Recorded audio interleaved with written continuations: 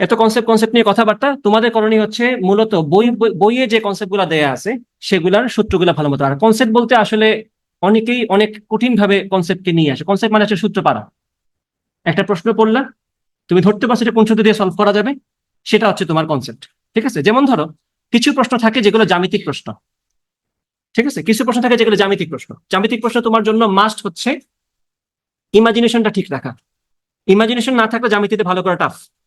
কিছু প্রশ্ন থাকে বীজগাণিতিক প্রশ্ন, বীজগাণিতিক নলেজ তোমার না থাকলে ভালো করা টাফ। কিছু প্রশ্ন থাকবে ফিজিক্সে যেগুলো তোমাকে ইমাজিন করতেই হবে।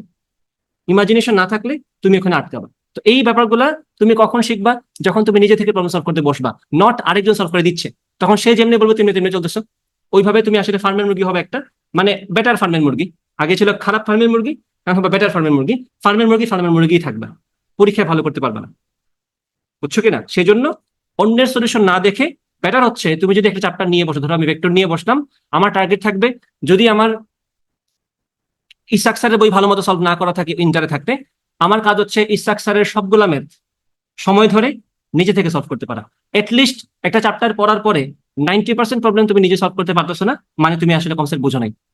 নিজে থেকে 90% সলভ করতে পারা অনেক বিশাল একটা জিনিস। যদি সলভ করতে পারো তাহলে মাথায় রাখবা যে এটা তোমার জন্য ভর্তি পরীক্ষায় কাজে লাগবে।